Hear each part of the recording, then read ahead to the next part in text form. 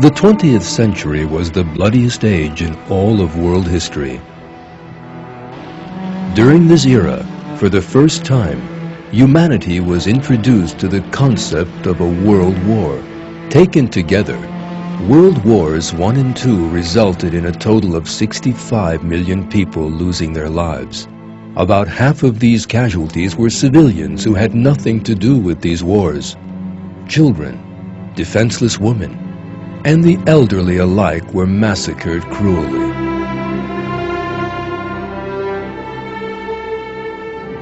So one might ask, how did the world find itself in the midst of such colossal insanity?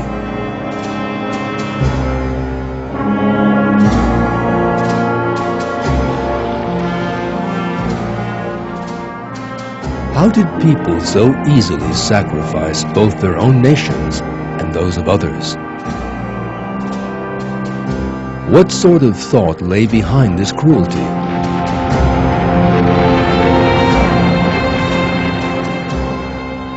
In this film, you can discover the answers.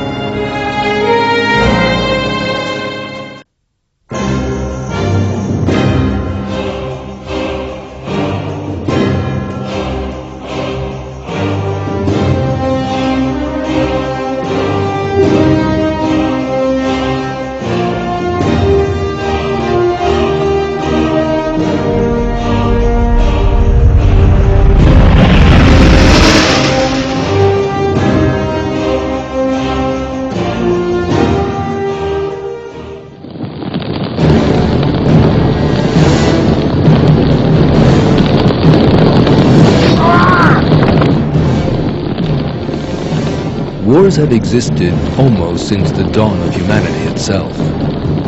Competing political and economic interests led people to take arms against one another.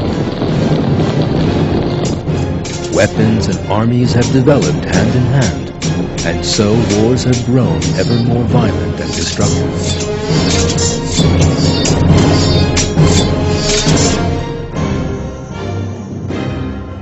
However, until the 20th century, wars took the form of front battles, in which soldiers of two armies would meet on both sides of a battlefield, and the fighting would revolve around this axis. In these conflicts, it was the soldiers alone who were killed.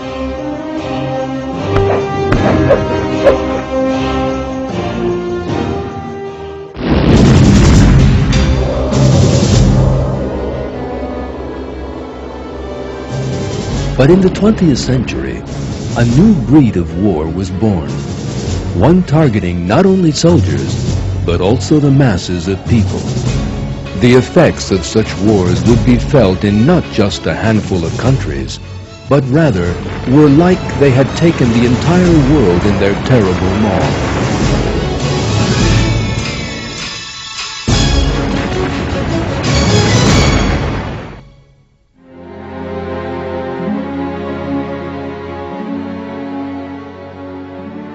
Throughout history, war has inflicted great suffering and losses to society. A number of prophets who were sent to the people as messengers warned them against this calamity and turmoil.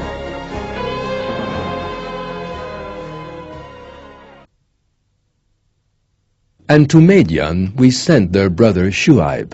He said, "My people, worship God, and look to the last day, and do not act unjustly on earth, corrupting it."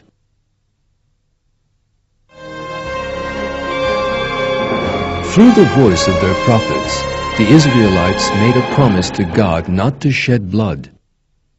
"And when we made a covenant with you not to shed your blood and not to expel one another from your homes, you agreed and were all witnesses."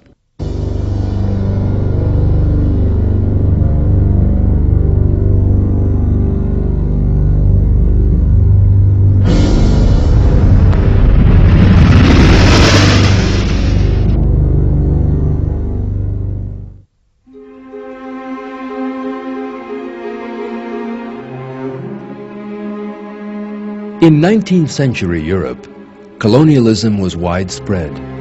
European powers such as Great Britain and France had established colonial empires in all four corners of the world. Germany, which had established its political unity later than other countries, was striving to become a forerunner in this race. By the beginning of the 20th century, interest-based relations had split Europe into two opposing poles. Britain, France, and Russia were on one side, and Germany and the Austria-Hungarian Empire ruled by the Habsburgs of German origin were on the other.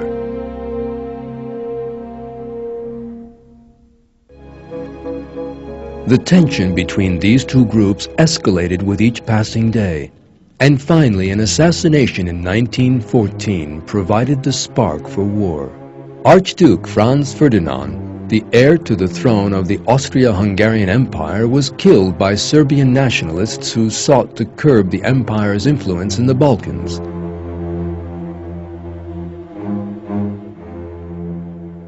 Within a very short period of time, provocations following on the heels of this incident pulled the entire European continent into war. First, Austria-Hungary declared war against Serbia. Russia, a traditional ally of the Serbians, then declared war against Austria-Hungary. Then, one after another, Germany, Britain, and France entered the war. The fuse had been lit.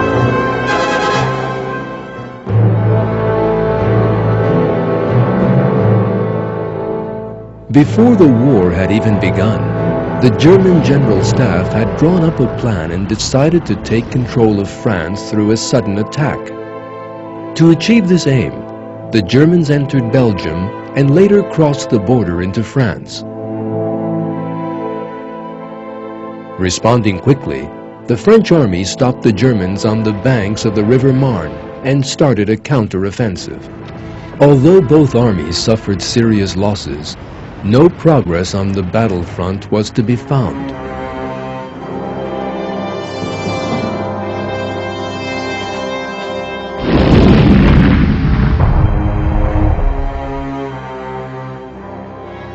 Both the German and French soldiers hid in trenches in order to protect themselves.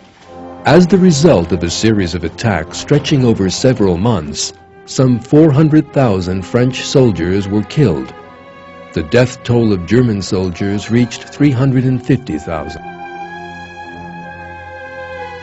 Trench warfare became the main strategy of World War I. Over the next few years, soldiers practically lived in these trenches.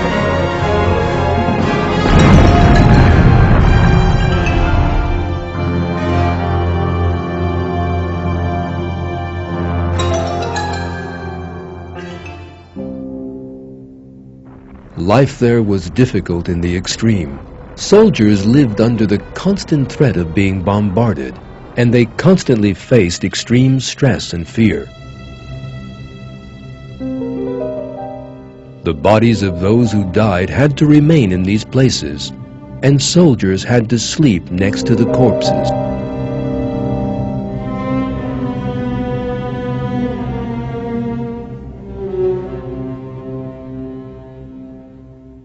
When it rained, the trenches overflowed with mud.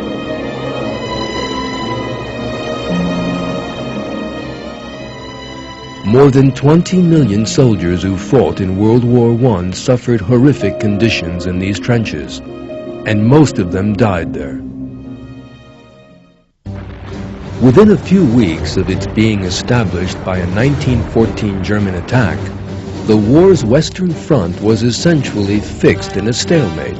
The soldiers burrowed in these trenches were trapped at a distance of only a few hundred meters away from each other. Every attack launched in an effort to end this stalemate was going to cost more lives.